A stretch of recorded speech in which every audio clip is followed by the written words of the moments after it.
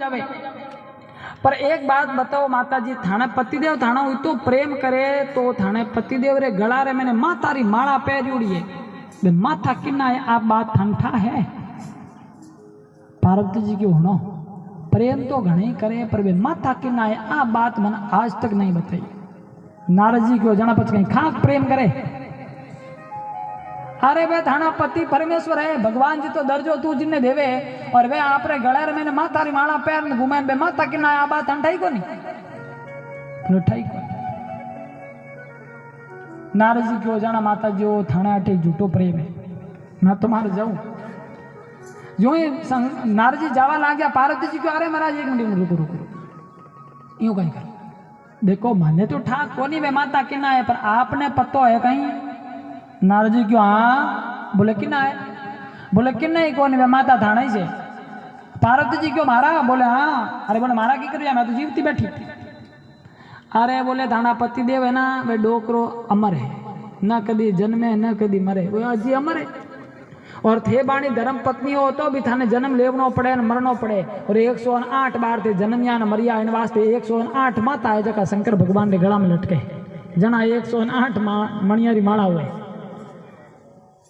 पार्वती जी क्यों आप बात मैंने कोई लेनो देनो, मैं कौन बीच में आवन वालो थे जानो थानो काम जाने मैं तो मारे जाऊं। नारद जी तो कड़े रो बीज बोन बठू रवाने। नारद जी तो करड़े आई, नारद जी तो वटो निकल गया। लेकिन पार्वती जी मन में विचार करो रे मारा पतिदेव इतना कपटी माँ तारी माला पहन घूमे मैंने बताई को नहीं बात को बोन में जान बैठी रूट गई देवी। पहला कैमरामैन था है राजा महाराजा मकान बीजा बनावता नहीं गढ़ बीजा किलो रा निर्माण होता जना को भवन अलगू बनावता बैठा राणा साहब ने ढाई से को भवन बनावता अलगू। और वो किन वास्ते ये कमरो अलग आप सेपरेट और मोटा अक्षर हम लिखता ऊपर कोप भवन। रामचरित मानस में भी नो वर्णन आया कर तो कोप भवन उन मात्र लिखता नो मतलब कहीं रानी जब रूठ जावती जना बा कोप भवन में जावती यूं नहीं का आंगना में दात्या कर दे। हाँ अलग आप रे को भवन में बस राजा साहब उठ जावता हूँ को भवन में और बठ जान मनावता। अगर आंगना में लड़े 12 चौटा में लड़े जाना तो बेइज्जती हुई नहीं राजा री जन व्यवस्था ही कि भाई किन्नी ठा नहीं पड़े आप रे अंदरूनी बात अंदर ही जन एड़ी व्यवस्था। पछ राजा साहब मनावता ने पछ रानी जी है जो को मानता एड़ी बात जना को भवन बनावता। आजकल तो नहीं बनावे पर बनावना चाहिए, नहीं बनावे तो आज तो माया पूरा घर नहीं को भवन बना दे मन पड़े जटी चालू हो जा है कि नहीं। ठा पड़े ना भाई अलग को भवन भाई लड़ी बीजी करनी है तो आप अलग कमरे में बोरण मैदान अलग ही। आजकल तो सिस्टम नहीं है पहला। तो पार्वती जी को भवन में बैठी बटी ने शंकर भगवान ने समाधि खोली डोगरो उठना आया देखियो अरे देवी कट्ठी कट्टी उठी देखियो कट्ठी नहीं बोले कट्ठी नहीं जन्मा बट्ठी से को भवन में और कट्ठे जान देखियो को भवन में। तो पार्वती जी बैठी है मुंडो घुमान बैठी शंकर भगवान क्यों ले आ को भवन में की कराएगी तो समाधि में बैठो भाई कोई गलती नहीं करी आ को भवन में की कराई शंकर भगवान क्यों देवी को भवन में की कराया हो। पर पार्वती जी बोले ही मुंडो चटान बैठी है मुंडो करीडो 5.5 किला शंकर भगवान क्यों अरे बोल तो सही बात कही है तो ही नहीं बोले। शंकर भगवान क्यों बीमारी कोई मोटी है ध्यान करने दे क्यों जना डोगरा ने ठा पड़ गयो बड़ी नारदी आयो है बहुत सब गड़बड़ करिए। शंकर भगवान क्यों कठी नारद जी तो नहीं आया, बोले हाँ पतिदेव नारद जी तो आया। बोले काई क्यों बता वो मारे घर में गड़ा बीज बोन जावे काई क्यों। अरे बोले क्यों बच गए थे तो कपटी हो। शंकर भगवान क्यों ले मैं कपटी अरे कपटी की करो क्यों बोलता गड़ा रमन जी की मातारी माला किन्नी थे मैंने बात बताई। शंकर भगवान क्यों थाने कहीं मतलब बोले जो बात चुपावे वो कपटी हो थे मारो बात चुपे जन थे कपटी हो बात बताई कौन मैंने शंकर भगवान क्यों बताओ जाड़ी बात हुए तो बताऊं करिए माता किन्ना है किन्ना नहीं थाने कहीं लेनो देनो कोई काम री बात हुए तो करे फालतू बात में कहीं पड़ी हो। आ रहा बोले फालतू की कर थाने गला रे मैंने माता रे माला लटके रहे माता किन्ना है मैं तो जान नहीं चाहूँ मनता मारा मारा बताओ माता किन्ना है मैं थाने धर्म पत्नी मारो अधिकार बने भाई किन्ना माता लेने घूमो। शंकर भगवान क्यों अरे देवी माता किन्ना ही को धाराई से मारा बोला हाँ धाराई से। पार्वती जी को नारद जी कहता था बात तो अच्छी माता मारे से जना पार्वती जी क्यों आप कपटी कहीं आप तो माँ कपटी हो शंकर भगवान क्यों ले कपटी हूँ डबल कपटी की करोगी? अरे बोले डबल कपटी तो थे कोई आड़ी औषधि पिल्ली जो थे तो हो गया अमर, और मैंने अमर बनाई को नहीं, एकला अमर हो गया। मारो प्रेम करता तो मैंने भी अमर बनावता। शंकर भगवान के मैं कोई औषधि नहीं पीती। बोले जन अमर की करूँ या? अरे बोले मैं अमर कथा सुनी जन अमर हो गया। बोले अमर कथा कहीं हो गए? बोले अमर कथा एडी कथा हुए जिन्हें सुने जन अमर हो जावे। पार्वती जी क्यों एडी कथा है जना पति मैंने क्या को नड़े मैंने अमर बनाओ। अब बार बार कथा सुनाओ मैंने तो हाथ बार बार अमर बनाओ। बायार जिद तो धांठाई से अब जिद कर ली। शंकर भगवान कहो अरे देवी हमें यूं घड़ी में कथा बोले नहीं होना नहीं पड़ी, वो घड़ी में बार बार होना हो, शुभ काम में देरी नहीं घणो क्यों जाना। पीछे शंकर भगवान क्यों देख यूं कथा नहीं होनी चाहिए, मैंने सब देखना पड़े, व्यवस्था करनी पड़े। और मैं जो अमर कथा कहूँ नहीं बट आड़े पाड़े कोई सुनना नहीं चाहिए क्योंकि जो होने वो अमर हो जाए।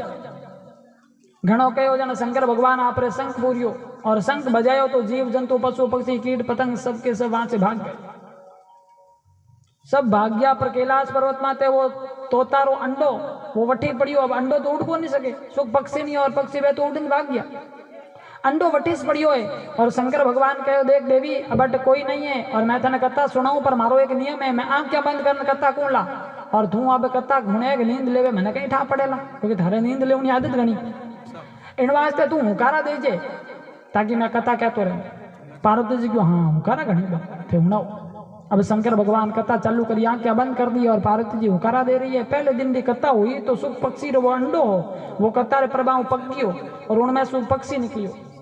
दूसरे दिन तीसरे दिन चौथे दिन पांचवें दिन 5 दिन हो गए कथा के और 5वें दिन तक वो सुख पक्षी बड़ा प्रेम से कथा सुनता रहा और इतना आनंद आई कि उन्हें कथा सुनने मस्त हो गया। और अटी ने पार्वती जी भी कथा होने पर 5वें दिन कथा रे मैंने पार्वती जी नींद आएगी भाई हाँ जी बंद हो गई, हुकारा बंद हो गया। सुख पक्षी देख क्यों रे माता जी सो गई, हाँ जी बंद हो गई इकट्ठी को बाबू कथा बंद नहीं कर दे, हुकारा दे होना जरूरी, हुकारा नहीं होनी चाहिए डोकरो कथा रोक दी। और कथा बहुत बढ़िया अपन कथा सुननी है जने सुख पक्षी कही करियो पार्वती ने स्वर में स्वर मिलायो और हुकारा देवना चालू कर दिया। शंकर भगवान अट्ठा ही नहीं पड़ियो डोकरो मस्त उड़ो कथा कहना और एडा हुकारा हरू करिया। शंकर भगवान आप कथा चालू रखी 7 दिन पूरा हुआ और शंकर भगवान जयकारो लगायो बोलिए बाल कृष्ण लाल की। यूं ही जयकारो लाग्यो और हमें पार्वती जी नींद खुली। पार्वती जी को हाँ पतिदेव फिर आगे बोलो ना आगे क्या हुआ। शंकर भगवान क्यों ले वेणो जो तो वेग्यो अब कहीं हो गए, हाँ कथा पूरी हो गई। बोले कथा पूरी हो गई। अरे बोले माफ करना पतिदेव मैंने कथा सुनी नहीं। क्यों नहीं सुनी? अरे बोले नींद आ गई। हाँ तू सो गई तो हुकारे तो पूरे सुनाई दे रहे थे, तू सो गई तो हुकारा कौन दे रहा था?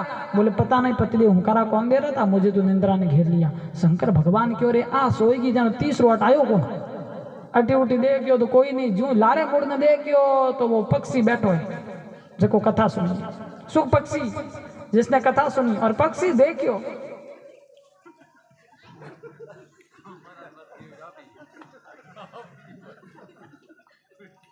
देखियो सुख पक्षी बैठो भाई। तो शंकर भगवान एक बार तो बड़ा राजी हुआ, अल्लाह क्या बात है। अरे इस सुख पक्षी ने कथा सुनी है, बहुत किस्मत वाला है यह। लेकिन अगले क्षण शंकर भगवान के विचार बदले। शंकर भगवान ने कहा इनको कथा ही सुननी होती तो सामने बैठ के सुनता, व्यासपीठ के पीछे बैठ करके कथा सुनिए, इसका मतलब कथा का चोर है। और शंकर भगवान के बोलने का ढंग बदला, आंखों का रंग बदला और बाबा ने त्रिशूल उठाया है और त्रिशूल लेकर के शंकर भगवान दौड़े हैं आगे आगे तो सुख पक्षी पीछे पीछे। शंकर भगवान भागते भागते भागते जब कैलाश पर्वत से नीचे आते हैं तब नीचे पड़ता है बद्रीनाथ धाम। और बद्रीनाथ धाम में सरस्वती नदी का किनारा और आदरणीय वेदव्यास जी महाराज की सम्या प्रास नाम की कुटिया, और कुटिया तक पहुंच गए शंकर भगवान। और वो पक्षी इधर उधर देख रहा था किधर भागूं किधर जाऊं, शंकर भगवान छोड़ेंगे नहीं। इधर उधर देखा और तो कोई जगह दिखी नहीं। और इतने में आदरणीय वेदव्यास जी की पत्नी पिंगला देवी का मुंह खुला देखा और सुख पक्षी ने पिंगला देवी के मुख में प्रवेश कर दिया और जाकर के गर्भ में बैठ गया। पिंगला देवी ने गर्भ में जान बैठ गई। शंकर भगवान क्यों रे ले और सुख पक्षी तो ऐसी जगह जान बैठो है जट में जा ही नहीं सके। पर कोई बात नहीं, कदी न कदी बारे तो आवेला, जिन दिन बाहर आवेला उन दिन मार दूला छोड़ूला नहीं। डोकरा ने गुस्सा उड़ो जोरदार। और बठी वेदव्यास जी कुटिया आगे बैठ गया, त्रिशूल लगा दिया, बोला आज से यहीं धुनी रमाएंगे, उठ करके नहीं जाएंगे। अपने कहीं अपने कोई ऑफिस जानो को नहीं, अपने कोई दुकान संभालनी को नहीं, अपने कोई खेतरे जानो को नहीं, भैया अपने कोई ड्यूटी बजानी को नहीं। अपने क्या, अपने तो कोई लपड़ा ही नहीं है, अठे बैठा बैठ गया डोगर। जब ये बारह आई उन्हें मार दवा। सुख पक्षी तो आया नहीं। वेद व्यास जी महाराज आए कुटिया से बाहर, और जो ही कुटिया बाहर निकले वेद व्यास जी तो उन्हीं टाइम देखे शंकर भगवान बैठा। ओ हो भोले बाबा पधारे हैं, प्रणाम किया। अरे आइए बाबा आइए आइए, पधारिए पधारिए, बहुत बड़ी कृपा हो गई। अरे बाबा आपने कट्ठे बैठा हूँ कट्ठे नहीं बैठा हूँ। शंकर भगवान कहे व्यास जी मैं आपके यहाँ बैठने के लिए थोड़ी आया हूँ। ओहो तो बाबा की कराया हो? बोले चोर लेने आया हूँ। चोर? हाँ थारे आश्रम में मारो चोर है। अरे बाप जी ओपड़ी खुल्लो आश्रम, चोर वे तो ले पधारो। पर वेद व्यास जी के मन में आयो कि शंकर भगवान कह रहा है कि मारो चोर है, तो शंकर भगवान तो आड़ो कहीं चुरा लियो भाई, जो कैलाश पर्वत तो अटे आया, क्योंकि शंकर भगवान कहने चुरावे जड़ी कोई चीज ही नहीं। चुरावे तो चुरावे कहीं डोकरा बराबर भागर मात रहे। पैरे तो बागंबर आभूषण तो कोई पैरे को नहीं, गलार में हाथ लटकावे, कानों में बिस्सू पैरे, चुरायो कहीं चुरावे जड़ी कोई चीज ही नहीं है। डोकरा बटे दीवार है तो दरवाजों को नहीं, दरवाजो है तो दीवार को नहीं, चुरायो कहीं। वेद व्यास जी ने कहा बाबा चोर ने क्या चोरी की है, कहीं चीज चुराई आपने, कोई विशेष चीज चुराई हो तो बताओ। शंकर भगवान ने कहा हाँ उसने मेरी अमर कथा चुराई है। अमर कथा? अमर कथा का ही हो गई? अरे बोले अमर कथा ऐसी कथा होती है जिसको सुनने से अमर हो जाता है, और उसने मेरी अमर कथा चुराई। छाने चुर के अमर कथा सुन ली है, इन वास्ते हमें उन्हें मैं छोड़ूला नहीं। वेद व्यास जी क्यों एक तरफ तो बाबा कह रहे हैं कि अमर कथा जो सुनता है वो अमर हो जाता है, और वो अमर कथा सुन ली और अब शंकर भगवान के मैं उन्हें मारूं तो अमर होना मारना दो बात हाथ की कर।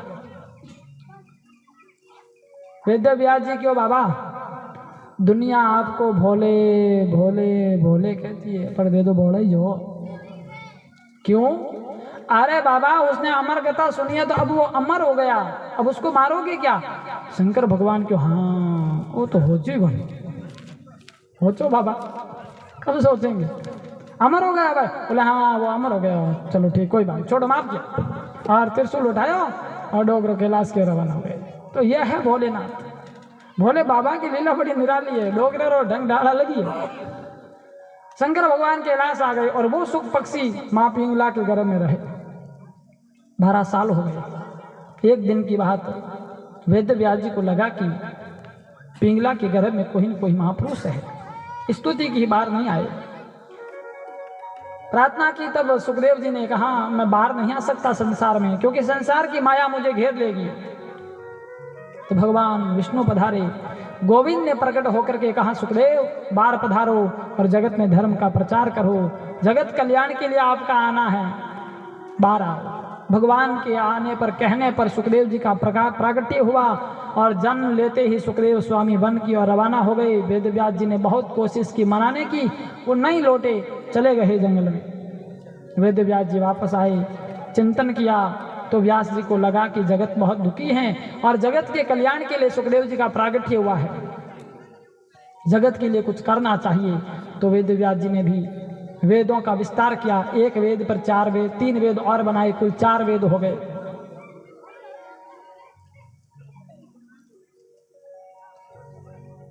चार वेदों की रचना हुई। ऋग्वेद है, यजुर्वेद है, सामवेद है और अर्थवेद है, सॉरी अथर्ववेद है। 4 वेद हुए। 4 वेदों की रचना, 6 शास्त्र लिखे, 17 पुराण लिख दिए, बहुत सारे धार्मिक ग्रंथ लिखे, लेकिन कोई शांति नहीं। व्यास जी को लगा कि मुझे जगत के कल्याण के लिए कुछ करना चाहिए। इधर वेद व्यास जी चिंतन कर रहे हैं और उधर आदरणीय सूत जी महाराज 88,000 ऋषियों को कथा सुनाते हुए कहते हैं कि हे ऋषियों, ऐसे सुखदेव स्वामी को मैं वंदन करता हूं जो सुखदेव स्वामी 12 साल तक मां के गर्भ में रहे।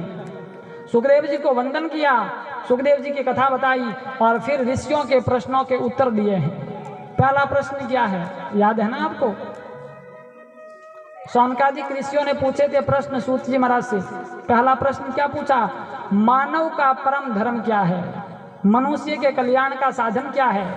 आदरणीय सूत जी कहते हैं कि हे ऋषियों, मानव के कल्याण का साधन है वो है भगवान के प्रति प्रेम होना, धर्म के प्रति लगाव होना, सत्संग के प्रति श्रद्धा होना, किसी न किसी प्रकार से हमारा मन भगवान की ओर झुक जाए, बस यही मानव का कल्याण है। झांकी मंडल में बच्चे जो बोल रहे हैं इनको थोड़ा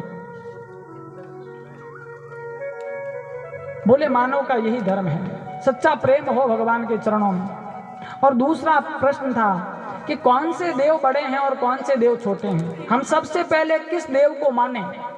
तो सीधी सी बात है, सभी देव वंदनीय हैं, कोई निंदनीय नहीं है। सबकी वंदना करो पर पूजा एक की करो, इष्ट एक को मानो, एक को पकड़ लो बस पार हो जाए। इष्ट एक को मानो, बाकी सबका आदर करो, जो इष्ट होते हैं उसको मानो। और तीसरा प्रश्न कि भाई भगवान कितने हैं। तो भगवान वैसे तो एक ही माया है, लेकिन जब धरती पर जरूरत पड़ती है ना, धर्म जब हलास होता है, धर्म का हलास होता है, अधर्म का बोलबाला बढ़ता है, तो भगवान अवतार लेकर के आते हैं। और वैदिक धर्म के अनुसार, वेदों के अनुसार भगवान के 24 अवतार बताए हैं, जिसमें पहला अवतार सनत कुमारों का है, दूसरा वरा भगवान का अवतार है, तीसरा संत नारद जी का अवतार है, चौथा नरनारायण भगवान का अवतार है, पांचवा कपिल भगवान का अवतार है, छठा दत्तात्रेय जी का अवतार है, सातवां यज्ञ भगवान का अवतार है, आठवां ऋषभदेव जी का अवतार है, नौवां परतु भगवान का अवतार है, 10वां मत्स्य अवतार है, 11वां कश्यप अवतार है, 12वां धनोत्री जी का अवतार है, 13वां मोहिनी अवतार है, 14वां नरसिंह भगवान का अवतार है, 15वां वामन भगवान का अवतार है, 16वां परशुराम जी का अवतार है, 17वां आदरणीय वेद व्यास जी का अवतार है जिन्होंने भागवत लिखी, 18वां प्रभु श्री राम जी का अवतार है, 19वां बलराम जी का अवतार है, 20वां कृष्ण कन्हैया का अवतार है, 21वां हरि अवतार है, 22वां हंस अवतार है, 23वां बुद्ध अवतार है, और 24वां इस कलयुग के अंदर जब घोर अपराध पाप बढ़ेगा तब 24वां अवतार भगवान का होगा, और विष्णु यश ब्राह्मण के घर होगा, और वो कल की अवतार माना जाएगा। ये 24 अवतारों का वर्णन भागवत में दिया है। 24 अवतार बताए वेदों के अनुसार, अपने सनातन शास्त्रों के अनुसार 24 अवतार, 24 अवतारों का वर्णन है। और 5वां प्रश्न था कि भाई धर्म किन की शरण में गया, तो धर्म संतों की शरण में गया है। ये 5वां प्रश्न है, उत्तर है। और इस प्रकार आदरणीय सनत कुमारों, आदरणीय सूत जी महाराज ने 88,000 ऋषियों से सारी बातें बताई, और फिर कहा महाराज धरती पर धर्म संतों की शरण में गया, और इसीलिए परम संत व्यास जी ने धर्म की रक्षा के लिए भागवत की रचना की है। उनके मन में बड़ी चिंता हुई कि संसार का कल्याण कैसे होगा। बहुत सारे ग्रंथ शास्त्र लिख दिए, लेकिन मन में शांति नहीं हुई। उसी समय नारद जी आए और 4 श्लोक की कथा नारद जी ने सुनाई भागवत, और उसका विस्तार किया। 18,000 श्लोक, 335 अध्याय और 12 स्कंद भारी भरकम भागवत तैयार की, जो हम सब के बीच हैं। और फिर व्यास जी ने यही भागवत की कथा अपने पुत्र सुखदेव जी को सुनाई, जो जंगल में गए थे। सुखदेव जी अपने शिष्यों को भेजा और भगवान कृष्ण की महिमा के श्लोक रटा करके शिष्य गए और सुखदेव स्वामी को भगवान कृष्ण के बारे में बताया। और कृष्ण के बारे में जब सुना है कि कृष्ण बहुत करुणावान हैं, और कृष्ण का सौंदर्य जब सुना है, तब एकदम वैराग्य हुआ और मन में जिज्ञासा प्रकट हुई। सुखदेव स्वामी के समाधि से उठकर आ गए अपने पिताजी की शरण में और कहा, पिताजी ऐसी भागवत आप हमें प्रदान करें, मैं सुनना चाहता हूँ। और तब व्यास जी ने राजा जनक के द्वारा सुखदेव स्वामी की परीक्षा करवाई। उस समय के अंदर जनक बहुत बड़े विद्वान थे साहब, और जनक एक पदवी का नाम है। तो उस समय राजा जनक, और जनक ने सुखदेव स्वामी की परीक्षा ली। काम, क्रोध और लोभ को जिसने जीता है वो भागवत का अधिकारी है। ऐलान किया संसार में सुखदेव जी भागवत के अधिकारी हैं। सुखदेव जी को भागवत कथा प्रदान की।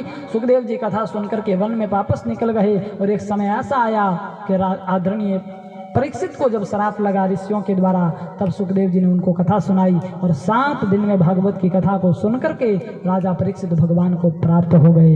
यह वही भागवत हैं जो राजा परीक्षित को आदरणीय सुखदेव स्वामी ने सुनाई थी, शुक्र ताल में बैठ करके, जो आज बहुत बड़ा तीर्थ स्थल है। और आदरणीय 88,000 ऋषियों ने सूत जी महाराज से पूछा कि हे महाराज, वो परीक्षित कौन थे? क्योंकि सुखदेव जी जो भागवत के वक्ता हैं और उनका जीवन अगर इतना श्रेष्ठ है, तो भागवत के श्रोता परीक्षित का जीवन भी उनसे तो कोई कम नहीं होगा। वो भी बड़े भगवान के भक्त रहे होंगे। बोले जी हाँ, वो भगवान के बहुत बड़े भक्त रहे। और आदरणीय परीक्षित के बारे में बताते हैं। थोड़ा सा प्रसंग और अपन ले लेंगे और भीष्म पितामह के अपन दर्शन करके फिर आरती कर लेंगे। और अभी 15 मिनट अपने पास पढ़े भी हैं, सीधे ही चलेंगे महाभारत में प्रवेश करेंगे। क्योंकि सनत कुमारों ने जब, स्वानकादिक ऋषियों ने जब सूत जी महाराज से पूछा कि परीक्षित कौन है, तब सूत जी ने कहा कि हे ऋषियों, इसके लिए हमें महाभारत सुननी पड़ेगी, महाभारत में प्रवेश करना पड़ेगा। और महाभारत तो महाभारत है साहब। वचन दिया सोचा नहीं, होगा क्या परिणाम, सोच समझ कर कीजिए जीवन में हर काम। आज के रही त्रास से धीरज रखना सीखी, बिन मांगे मोती मिले, मांगे मिले ना भी।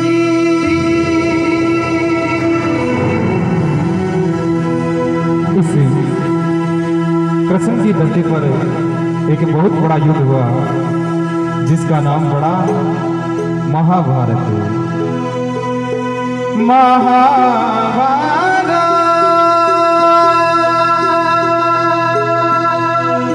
महाभारत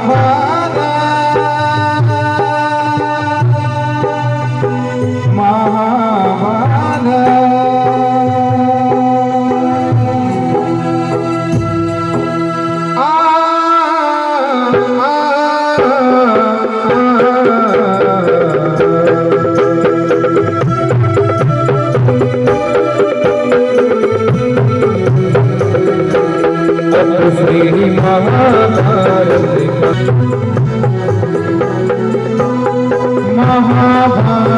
कथा, महाभारत कथा, कथा है पुरुषार्थ की, स्वार्थ की परमार्थ की, सारथी जिसके बने श्री कृष्ण भारत पात की।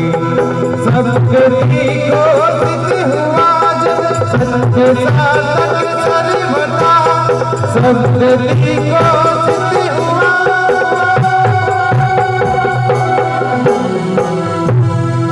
यदा यदा हि धर्मस्य ग्लानिर्भवति भारत, अभ्युत्थानम् अधर्मस्य। महाभारत में प्रवेश करेंगे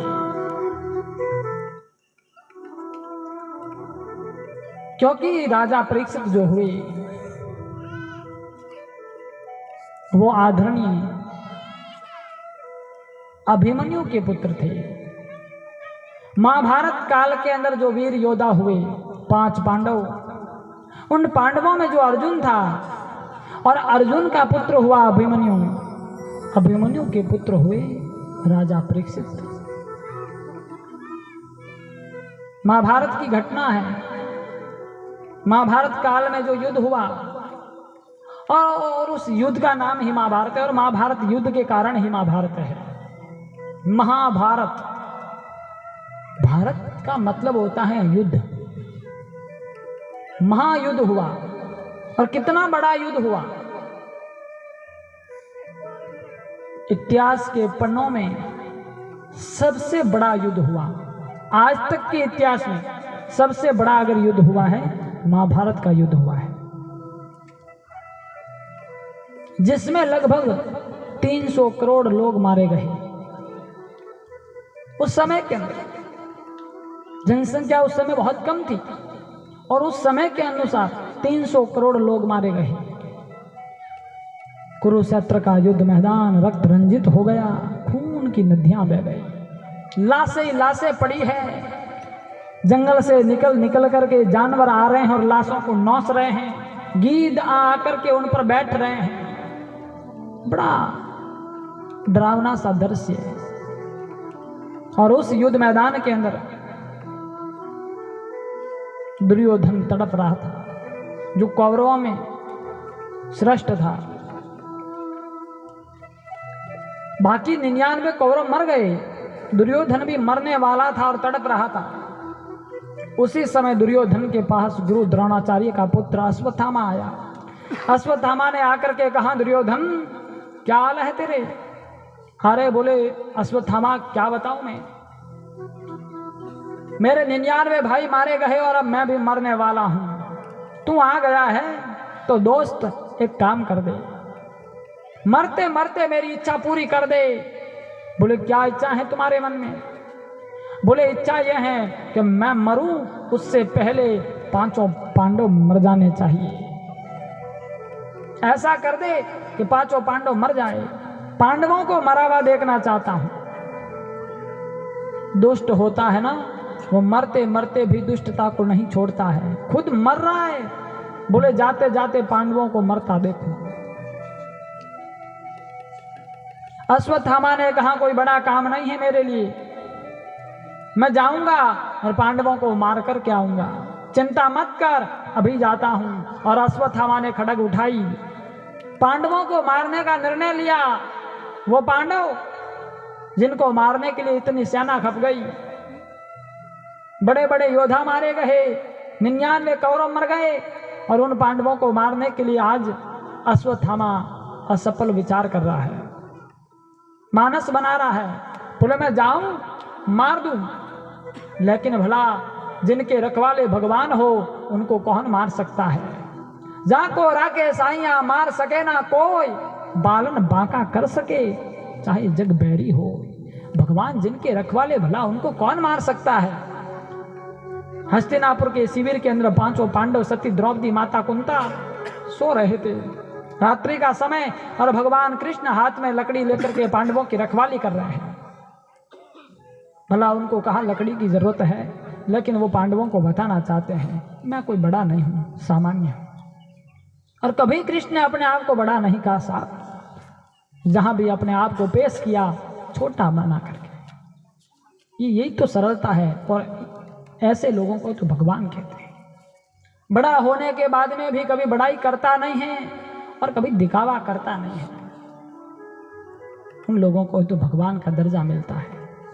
कृष्ण आए धरती पर कर्म योग का उपदेश देने के लिए, इसलिए कर्म का पाठ पढ़ा रहे हैं। मानव कैसे बना जाए वो कृष्ण ने सिखाया है। गीता बताती है कि साहब मनुष्य कैसा होना चाहिए। और मैंने कहा ना कल कि भगवत कथा हो, सत्संग हो, ये क्या करती है? बोले मानव बनाती है, एक अच्छा मानव तैयार करती है कथा। और वही कृष्ण की जीवन शैली थी। कृष्ण बहुत सरल हैं, और कृष्ण खड़े हैं रात्रि के समय में पांडवों की रखवाली में। अर्जुन की नींद खुली, अर्जुन जगा, अर्जुन ने देखा कृष्ण खड़े हैं। अर्जुन ने कहा कन्हैया क्या बात है, आप सोए नहीं? भगवान कृष्ण ने कहा अर्जुन क्या हुआ, आपको नींद नहीं आ रही है? बोले प्रभु हम तो सोएंगे ही, आप क्यों नहीं सोए? भगवान ने कहा नहीं नहीं आप सो जाओ। अर्जुन ने कहा प्रभु हम तो सोएंगे, हमें कोई चिंता नहीं है, क्योंकि हमारी चिंता तो आपको है। और यही तो कौरवों और पांडवों में फर्क था। क्या फर्क था? बोले कौरवों की चिंता कौरव करते थे इसलिए मर मिट गए, और पांडवों की चिंता पांडव खुद नहीं करते, बल्कि पांडवों की चिंता भगवान कृष्ण करते थे, इसलिए आज भी भारी है। अर्जुन ने कहा प्रभु हमें चिंता नहीं है, हमारा जीवन तो आपके भरोसे है। दीन बंधु दीनानाथ मेरी डोरी तेरे हाथ, जीवन आपके हवाले है। मेरी गाड़ी है तेरे भरोसे, तू जाने तेरा काम जाने। हमने तो जीवन आपके हवाले कर दिया है। और हकीकत में देखा जाए तो सबका जीवन भगवान के भरोसे चलता है साहब। ये तो बस वहम है, ये भ्रम पलता है कि हमारा जीवन हमारे हिसाब से चलता है। नहीं नहीं, भगवान के भरोसे चलता है। ये जीवन रूपी गाड़ी तो भगवान के भरोसे ही चलती है। हमारे हाथ में स्ट्रिंग नहीं है, भगवान के हाथ में है। चलाने वाले तो वो हैं, लेकिन हम फिजूल में चिंता करते हैं। फिक्र सबको खा गई, फिक्र सबकी पीर, और फिक्र की जो फाकी करे उसका नाम फकीर। वो जीवन था उन संतों का, उन पांडवों का। फकीर में जीते थे, कोई चिंता थी नहीं। दादू जी महाराज कहते हैं कि दादू दुनिया बावली, सोच करे गैली। नहीं फालतू में चिंता करे है, गैली है दुनिया। अरे चिंता तो करनी पड़े, रोटी चाहिए।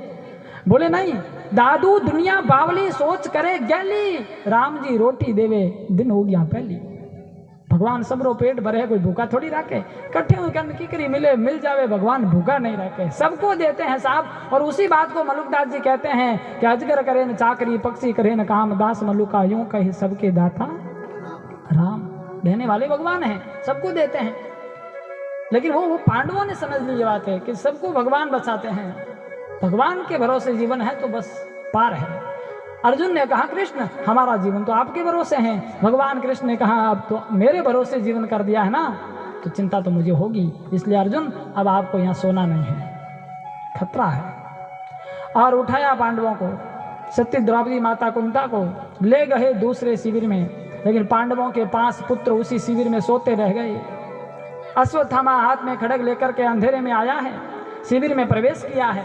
अश्वत्थामा ने देखा कि यही 5 पांडव है, और पांडवों के पुत्रों को पांडव समझ करके अश्वत्थामा ने पांडवों के पुत्रों के मस्तक काट दिए, और 5 के मस्तक काट करके ले गया दुर्योधन के पास। जाकर कहा दोस्त दुर्योधन मैं ले आया हूं पांडवों के मस्तक। ओहो पांडवों को मार दिया? बोले हाँ मार दिया मैंने पांडवों को, मस्तक लेकर आया हूं। दुर्योधन ने मस्तक देखे और जैसे इन मस्तकों को आपस में दबाया विदीर्ण हो गए, खून के फव्वारे फूट पड़े।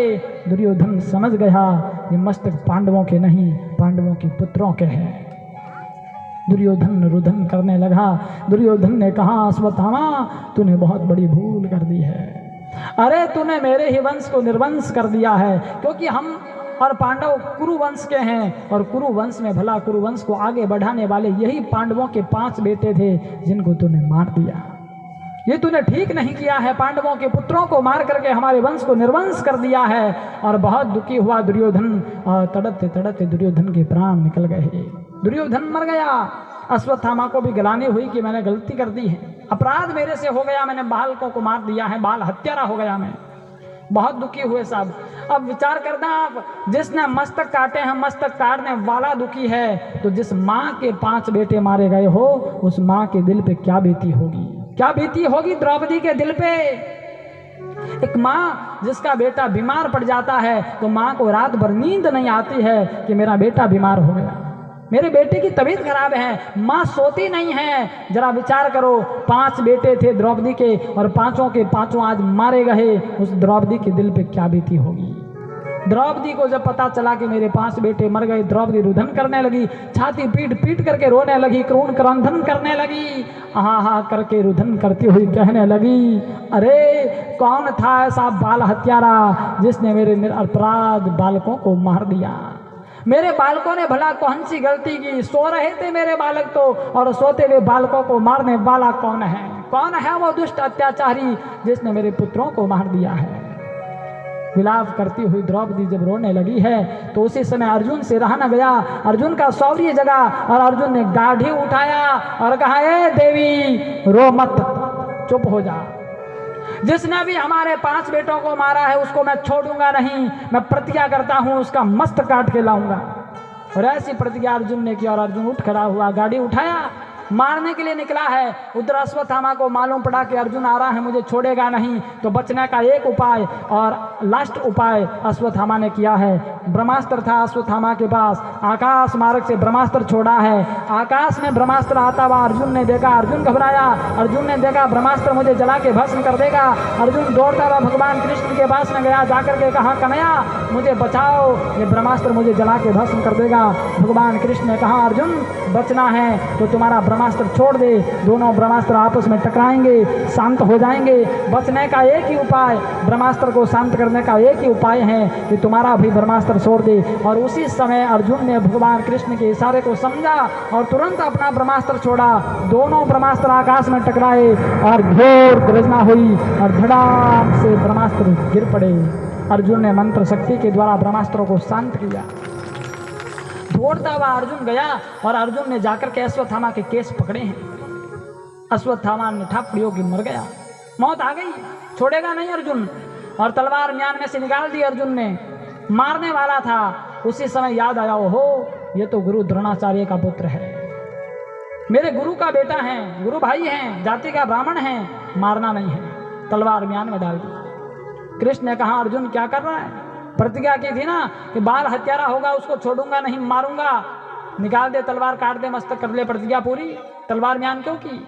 अर्जुन ने कहा प्रभु इसको नहीं मार सकता, ये मेरे गुरु भाई है, जाति का ब्राह्मण है, मैं इतना बड़ा अपराध कर नहीं सकता। और भगवान कृष्ण ने अर्जुन के विवेक की परीक्षा ली कि अर्जुन क्रोध में विवेक को खोने वाला है या नहीं, लेकिन अर्जुन बहुत विवेकी है, विवेक को बरकरार रखा है, क्रोध पर काबू कंट्रोल रखा है, और अर्जुन ने ऐसा निर्णय नहीं लिया।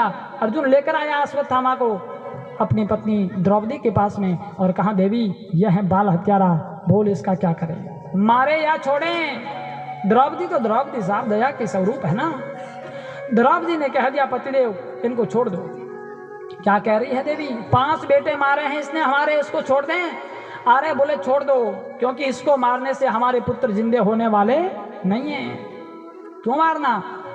मैं एक माँ हूँ, मेरे 5 बेटे मर गए तो मुझे कितना दुख होता है ये मैं जानती हूँ। एक माँ के हृदय की पीड़ा माँ जानती है, इसलिए हे पतिदेव आप इसको मार दोगे तो गुरु माता गौतमी क्या रुदन नहीं करेगी? और गुरु माता की आंखों में आंसू देख करके आपको शांति होगी, अच्छा लगेगा? बोले नहीं देवी, मैं गुरु माँ की आंख में आंसू देखना नहीं चाहता। बोले फिर पतिदेव मत मारो, छोड़ दो। दया की स्वरूप विचार करना माताओं, जिसके 5 बेटे मार दिए गए, मारने वाला सामने खड़ा है और वो माँ कहती है कि इसको मत मारो, छोड़ दो, इसको कोई सजा मत दो, माफ करो इसको, लेट गो। क्यों? क्योंकि इसने तो गलती कर दी, हमें अपराध नहीं करना है। धन्य है वो द्रौपदी, और इसीलिए शास्त्रों के अंदर द्रौपदी को दया की मूर्त बताई है। दया द्रौपदी में, द्रौपदी जैसी कोई दयावान नहीं। वो इतिहास की नारी, इतिहास के पन्नों में ऐसी नारी हुई साहब द्रौपदी, जिसमें दया बहुत थी। द्रौपदी जैसी कोई दयावान नहीं हुई इतिहास में, इसलिए द्रौपदी को महान बताया। दया धर्म का मूल है, पाप मूल अभिमान, तुलसी दया मत छोड़िए जब तक घट में प्राण। जब तक जीवन में प्राण है, शरीर में प्राण है, तब तक आदमी को दया नहीं छोड़नी चाहिए। और इस प्रकार दया को द्रौपदी ने दिखाया, और द्रौपदी ने कहा पतिदेव मत मारो, छोड़ दो। अर्जुन ने कहा चलो ठीक है, बड़े भाई युधिष्ठिर से पूछ लो जो धर्म का प्रतीक है। धर्म से पूछा, धर्म क्या करना है? बड़े भाई युधिष्ठिर ने कहा कि दया ने कह दिया छोड़ दो।